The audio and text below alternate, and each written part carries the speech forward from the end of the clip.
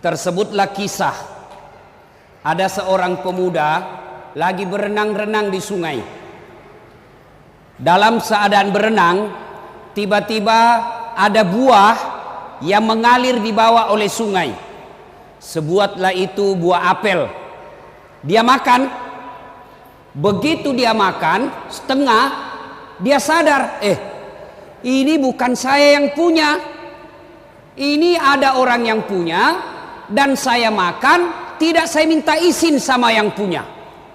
Lalu dia ingat hadis Rasulullah, siapa yang memasukkan barang haram ke dalam perutnya, hanya api neraka yang bisa membersihkan perutnya.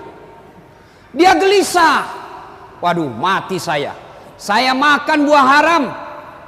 Lalu dia telusuri sungai itu, dia cari pohonnya ini, jalan-jalan menyelusuri sungai, dia dapat pohonnya. Wah, inilah pohonnya buah apel. Lalu dia cari yang punya kebun, jalan-jalan dia dapat yang punya kebun. Lalu dia berkata kepada yang punya kebun, ini punya kebun lagi bersihkan kebunnya, dan dia berkata, Assalamualaikum warahmatullahi wabarakatuh. Wahai tuan. Balik ini yang punya kebun. Waalaikumsalam warahmatullahi wabarakatuh. Tuan, kata Malik bin Ibrahim, ada apa? Saya dapat buah di sungai, saya sudah makan setengah, dan saya ternyata tidak minta izin sama tuan. Mohon maaf tuan, saya sudah terlanjur makan yang setengah, tolong halalkan yang setengah lagi, saya kembalikan ini yang setengah. Kata yang punya kebun, enak betul kau. Kau sudah makan setengah, kau kasih saya sisamu. Tidak mau saya maafkan kau. Tuan, maafkanlah saya. Dia bilang yang punya kebun, baiklah, saya maafkan kamu dengan catatan nikahi anak gadisku. Kalau bahasa Bugis, wak dampange ko tapi pubene anakku. Langsung dia bilang ini cowok Malik bin Ilham, alhamdulillah dapat gadis. Tapi dia bilang ini orang yang punya kebun, jangan kau terlalu cepat senang bos. Ini anakku tuli, bisu, buta, lumpuh. Anak gadisku tuli, buta, bisu, lumpuh. Dia bayangkan anakmu, apa enaknya? Dia bilang, ya terserah. Kau mau saya halalkan yang kau sudah makan, nikahi anakku. Kau tidak mau nikahi, haram itu yang kau makan, saya dah halalkan. Gelisah. Pilih cewek buta atau masuk neraka? Dia ingat lagi, tidak ada yang bisa membersihkan kecuali api neraka. Oke, kata anak muda ini Malik bin Ibrahim, baiklah tuan, saya nikahi anakmu. Sudah dinikahkan. Setelah dinikahkan, lalu bapaknya berkata, anak muda, silakan kau jemput istrimu, silakan kau masuk di kamarnya. Jalanlah anak muda ini berpikir, aduh apa enaknya, tuli, bisu, lumpuh. Dia ketuk pintu. Assalamualaikum warahmatullahi wabarakatuh.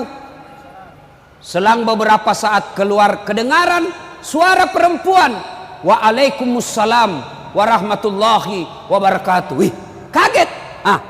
Berarti dia tidak bisu. Karena dia jawab salamku. Berarti dia tidak tuli. Dia dengar salamku. Lalu dia buka pintu. Dia masuk. Lalu datang ini perempuan. Dia jabat tangan suaminya. Berarti dia tidak buta. Dia lihat tanganku. Dia jalan menghampiri suaminya. Berarti dia tidak lumpuh. Kenapa? Dia bisa jalan. Dia tidak peluk istrinya. Kaget. Tidak buta, tidak tuli, tidak bisu, tidak lumpuh. Dia lari ke mertuanya. Pak, bale-bale kok. Ini kalau bahasa Bugis bale-bale, bohong. Banyak juga orang Bugis di sini. Banyak. Masya Allah, di mana-mana saya banyak orang Bugis ini pak. Di biduk-biduk banyak orang Bugis. Samarinda seberang banyak juga orang Bugis.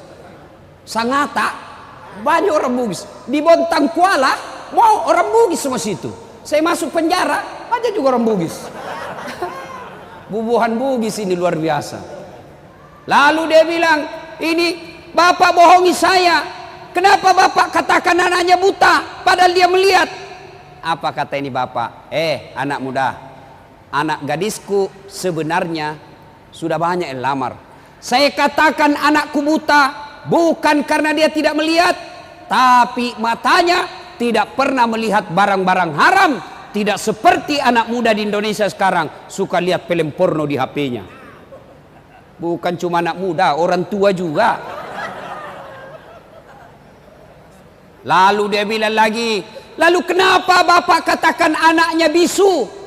Anak muda, anakku saya katakan bisu bukan karena dia tidak tahu bicara, tapi mulutnya tidak pernah berbicara kecuali yang ada faedahnya. Tidak pernah berbicara tidak ada gunanya. Tidak seperti ibu-ibu Indonesia, biar bukan urusannya dia gosip juga.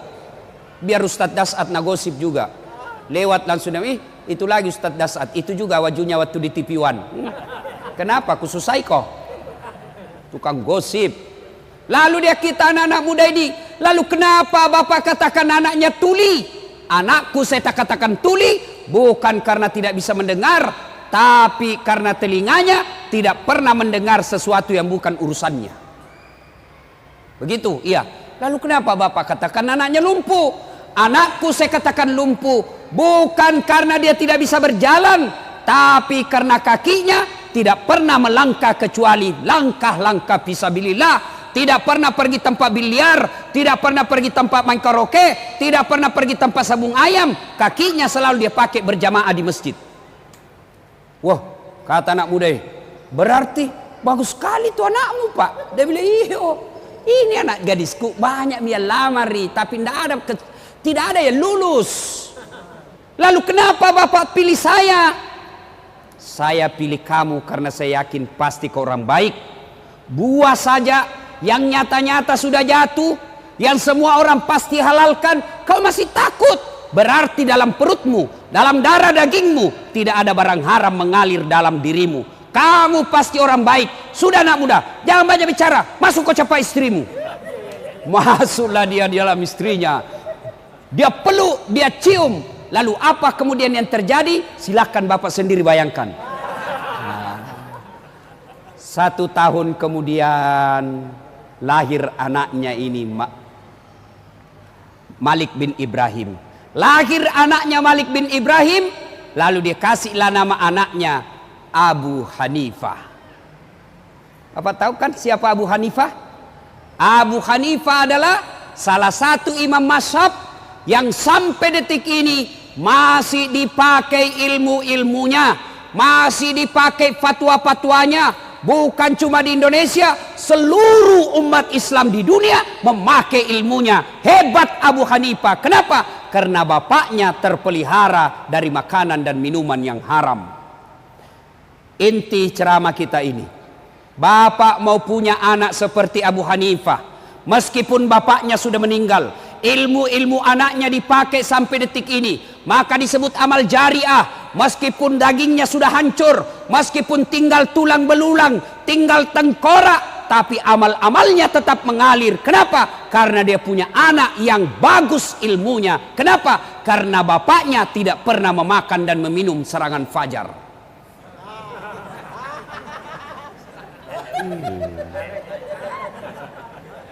Diajak sosialisasi, ayo sosialisasi. Apa dia bilang? Wane piro. Pantas bapak berdoa 24 jam berdoa, tidak dikabulkan doanya. Kenapa? Ada serangan fajar dalam perutnya. Hati-hati pak, rusak. Negara kita hancur gara-gara apa? Bapak memeras caleg. Caleg mau baik-baik, kita lagi yang peras. Bayangkan pak, ada yang bilang habis duitku 2 miliar tidak terpilih. Apa ndak gila orang pak? Coba kalau dia pergi kawin 2 miliar bisa 10 kali pak. Nah bapak ibu saudara-saudara sekalian, bapak mau tahu ndak bagaimana nasib bapak nanti dikubur? Mau? Ibu-ibu mau tahu nasibnya ibu nanti ketika meninggal? Halo ibu, Kalau ibu meninggal nanti siapa yang doakan ibu? Siapa? Suami. Pret. Baru 3 bulan kawin lagi. Ada kawan saya menunaikan ibadah haji, Pak. Wah, meninggal istrinya mendadak. Bengkak matanya, Pak, nangis. Lalu apa dia bilang? Ustadz, rasanya separuh jiwaku hilang. Tidak bisa lagi aku teruskan hidupku, Ustadz. Saya bilang, hebat juga ini bapak. Sayang betul sama istrinya. Beberapa bulan kemudian saya pergi jogging lapangan Karebosi Makassar. Ada lagi perempuan di sampingnya, putih, muda, tidak pakai jilbab, seksi. Saya tanya, Pak, siapa dia? Dia bilang, istri baru, Ustadz. Ayo, bapak-bapak. Ketika bapak sudah di alam kubur, siapa yang doakan bapak? Siapa yang doakan? Istri. Kawin lagi istri kita, Pak. Siapa yang doakan kita? Anak. Saya tidak mau ambil contoh orang lain. Saya yang selalu saya doakan dalam sujudku, bukan saudaraku, bukan bosku, bukan rektorku. Siapa? Ibu bapak saya. Kalau bapak mau tahu nasibnya, bapak dikubur, lihat anaknya sekarang. Kalau sampai 30 malam tarawih selalu ada di masjid, bapak sudah kaya. Anaknya jam 4 pagi, 4 sore pergi main futsal, pergi main skater, pergi main bulu tangkis, pergi jogging. Tapi begitu 5:30, buru-buru pulang ke rumahnya, lari, masuk ke kamar mandi. Kenapa? Dia buru-buru mengejar sholat maghrib berjamaah di masjid. Bapak sudah kaya meskipun 30 tahun di Samarinda ngontrak-ngontrak. Jam 4:30 subuh, bunyi gerendel di pagar besi. Intip. Wah, Masya Allah. Ternyata anak bungsunya buru-buru ke masjid sholat subuh berjamaah. Bapak sudah kaya. Mau ndak punya anak yang baik, Pak? Mau? Mau? Pasti mau.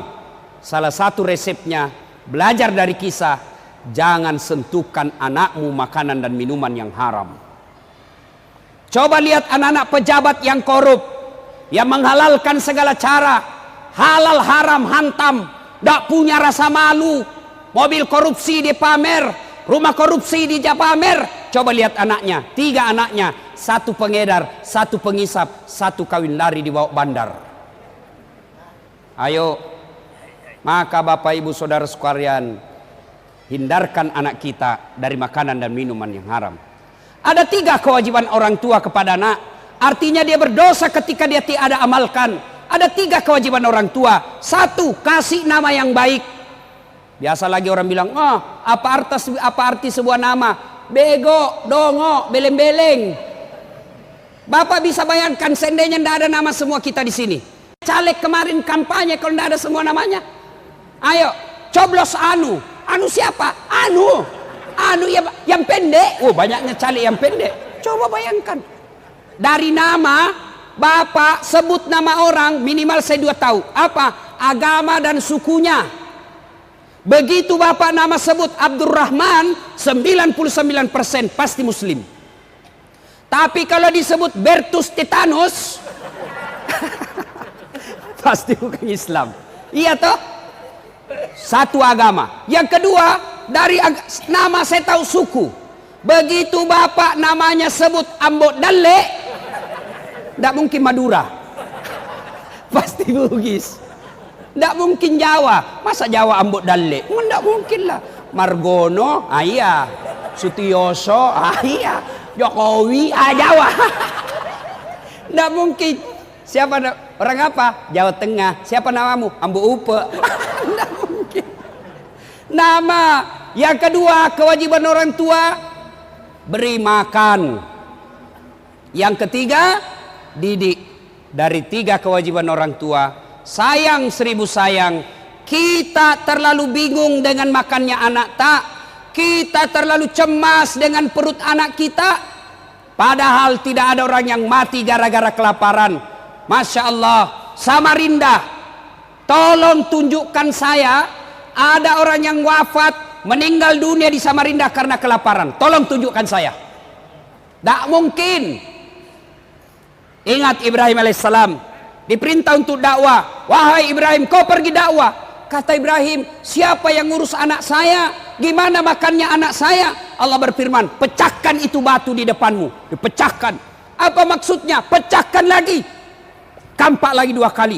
Kampak sampai 3 kali. Pecah. Ibrahim alaihissalam mendapati ulat. Tahu ulat, Pak? Tahu ulat? Ulat. Lalu Allah berkata, Ibrahim, kau lihat itu ulat. Tidak ada tangannya, tidak ada kakinya, kulitnya sangat halus, batu yang sangat keras. Dia bisa hidup dalam batu yang sangat keras. Siapa yang jamin rezekinya? Saya Tuhanmu yang maha kaya. Jangan kau cemas soal perutnya, saya yang punya urusan. Ibrahim mau meninggal, dia kumpul anaknya. Lalu apa kata Ibrahim? Anakku, ma ta'buduna min ba'di, siapa yang kamu sembah nanti nak? Itu Ibrahim. Kalau kita, ma ta'kuluna min ba'di, apa kau makan nanti, Cong? Jangan pikir. Pak, Ibu, Bapak-bapak, saya tanya, tahu cicak? Tahu cicak, Pak? Bapak-bapak tahu cicak? Apa dia makan cicak? Hah? Nyamuk. Masuk akal enggak? Satu di dinding, satu terbang. Di mana ketemu? Enggak ada terminalnya. Tapi kata lagu kita waktu kecil, cicak-cicak di dinding, diam-diam merayap. Diam-diam merayap. Datang seekor nyamuk. Nyamuk yang datang. Tidak dibilang lagu, cicak lompat ke nyamuk. Wah, setengah mati kasihan cicak. Coba. Maka Bapak Ibu sekalian, Ramadan Allah hadirkan. Untuk apa? Melatih umat Islam agar jangan kau kasih makan barang haram anakmu. Ramadan 1 bulan. Begitu pentingnya kita memelihara diri. Begitu pentingnya kita memelihara perut dari makanan haram. Allah hadirkan 1 bulan untuk apa? Latihan kau jangan makanan haram. Ramadan, jangankan yang haram, yang halal saja kita tahan. Contoh, air kelapa. Halal atau haram? Air kelapa, halal atau haram? Halal. Tapi jangan kau coba-coba jam 3 sore Ramadan. Offside kau, bos. Ayo, nasi halal atau haram? Halal. Tapi siang hari bulan Ramadan jangan coba. Alhamdulillah, kalau kita mampu berhasil melewati Ramadan, tapi yang lebih penting selesai Ramadan terpelihara diri kita dari makanan dan minuman yang haram. Jadi pedagang jangan menghalalkan segala cara. Pedagang dia tulis dagangannya asli padahal palsu. Hati-hati. Dia tulis bensin murni padahal dia campur minyak tanah. Begitu ditanya, kenapa kau tulis bensin murni, kau campur minyak tanah? Apa dia bilang? Istriku namanya Murni.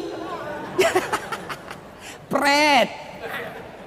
Ayo, hati-hati Pak. Tidak ada orang mati gara-gara isi perut. Tapi yang banyak masuk neraka karena gara isi perut. Kumpul kiri kanan, hartanya dikumpul-kumpul, menghalalkan segala cara, ternyata meninggal. Harta yang ditinggalkan diperebutkan oleh anaknya. Bagus kalau untuk sedekah, tapi dia pakai berjudi dan narkoba. Pada akhirnya Rasulullah sallallahu alaihi wasallam suatu saat menuju ke satu tempat. Dalam perjalanan ke tempat tersebut Nabi melewati pemakaman. Tahu pemakaman, Pak? Kuburan. Lalu Nabi bersabda, langkahkan kakimu dengan cepat. Orang Bugis bilang, ma peri-peri kok. Cepat. Pulang lagi lewat makam yang sama. Sahabat ingin langkahkan kaki, lalu Nabi bersabda, tidak usah buru-buru, kau santai saja. Bersahabat bertanya, ya Rasulullah, tadi waktu pergi buru-buru, langkah kami cepat-cepat, pulang tidak lagi, ada apa ya Rasul? Nabi menjelaskan, waktu pergi tadi, itu orang yang ada di kubur disiksa. Saya tidak tahan mendengar, saya tidak tega mendengar dia disiksa, maka saya mau jauh-jauh cepat supaya saya tidak dengar dia disiksa. Waktu pulang, saya dapat berita Jibril tidak lagi menyiksanya. Saya dapat berita dari Jibril. Kenapa? Allah perintahkan, berhenti kau siksa itu orang tua. Tidak mungkin ku siksa orang tuanya sementara anaknya di dunia lagi membaca Bismillahirrahmanirrahim dengan nama Allah Maha Pengasih dan Maha Penyayang. Masa bapaknya ku siksa, anaknya menyebut saya Maha Pengasih dan Maha Penyayang. Artinya, Bapak, Ibu, Saudara-saudara sekalian, yang bisa menolong Bapak ketika Bapak sudah di dalam kubur bukan pangkat jabatan. Yang bisa menolong Bapak ketika sudah di dalam kubur adalah bukan harta kekayaan, tapi apa? Anak yang soleh dan soleha. Maka salah satu cara agar anak kita menjadi soleh dan soleha, pelihara dirinya dari makanan dan minuman yang haram. Alhamdulillah, bapak subuh ajak anaknya ke masjid. Ajak anaknya ke masjid. Tidak boleh kita biarkan. Jangan sampai kita husuk taraweh, kita husuk berjamaah, kita husuk berjamaah di masjid. Anak kita di jalan keluyuran, anak gadis kita dibonceng cowoknya dan kita tidak peduli. Maka demi Allah, orang tua seperti itu sebelum anaknya masuk neraka, ku ampusakum wa akhlikum nara. Orang tuanya dulu masuk neraka, baru anaknya. Auzubillah min zalik. Semoga ada manfaat. Ini saja tausiah kita, mudah-mudahan ada manfaat. Terima kasih kepada yayasan yang memberikan izin buat saya untuk menyampaikan dakwah di tempat ini.